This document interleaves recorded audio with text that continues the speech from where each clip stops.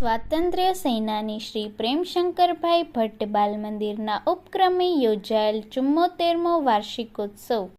શિશુ વિહાર સંસ્થા સંચાલિત બાલ મંદિરનો વાર્ષિક કાર્યક્રમ 15 એપ્રિલ ઉત્સાહભેર ઉજવાયો. કાર્યક્રમમાં અધ્યક્ષ સ્થાને શિક્ષણ ડૉક્ટર નલિનભાઈ પંડિત ઉપસ્થિત રહ્યા હતા.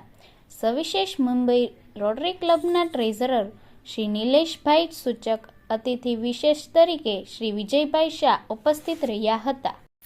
પ્રાર્થનાથી પ્રારંભાયેલા કાર્યક્રમમાં બાલ મંદિરના ભૂલકાઓએ સમગ્ર વર્ષ દરમિયાન શીખેલી સંસ્કારલક્ષી પ્રવૃત્તિઓ વિઝ્યુઅલ દ્વારા રજૂ કરવામાં આવી હતી. આ પ્રસંગે બાળગીતો, અભિનય ગીત અને નાટકની સુંદર બાળ પ્રસ્તુતિએ ઉપસ્થિત સૌ કોઈના દિલ જીતી લીધા હતા. બાળકોમાં રહેલી સુષુપ્ત શક્તિઓને બહાર લાવવાનો સંસ્થાના પ્રયાસને સૌએ બિરદાવ્યો હતો. સંસ્થા વાર્ષિક કાર્યક્રમ અંતર્ગત વર્ષ દરમિયાન યોજાતા જાગૃત વાલી કાર્યક્રમથી પસંદ કરાયેલ 3 વાલીઓનું અભિવાદન કરવામાં આવ્યું હતું. 83માં અનુભવ વર્ગની 2 બહેનોને પ્રમાણપત્ર તેમજ સન્માનપત્ર એનાયત થયું. બાળકોને ઘર અને બાલમંદિર વચ્ચે ભરોસાપાત્ર સેવા આપતા રિક્ષા ચાલક ભાઈઓનું પણ ઉપસ્થિત મહાનુભાવો દ્વારા સન્માન કરવામાં આવ્યું હતું.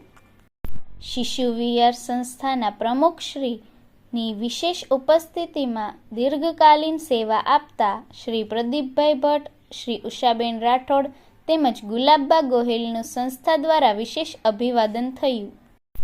આ પ્રસંગે અધ્યક્ષ સ્થાનેથી ડૉક્ટર નલિનભાઈ પંડિતે જણાવ્યું હતું કે બાળકોના સર્વાંગી વિકાસ માટે શિશુ વિહાર સંસ્થા જે કાર્ય કરી રહી છે તે ગુજરાતમાં અજોડ છે, પ્રશંસનીય છે.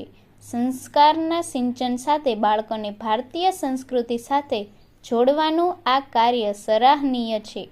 આ અવસરે ભાવનગર શહેરની 316 આંગણવાડીઓને શ્રી શૈલાબેન પ્રફુલભાઈ સૂચક તરફથી હાઈ મીટરની ભેટ આપવામાં આવી. બાલ મંદિરના આચાર્ય શ્રી પ્રીતિબેન તથા મુખ્ય શિક્ષક શ્રી અંકિતાબેનના માર્ગદર્શનથી સંપન્ન થયેલ કાર્યક્રમના અંતે શ્રી હિનાબેન ભટ્ટે ઉપસ્થિત મહેમાનો, વાલીઓ તેમજ બાળકોનો આભાર વ્યક્ત કર્યો હતો.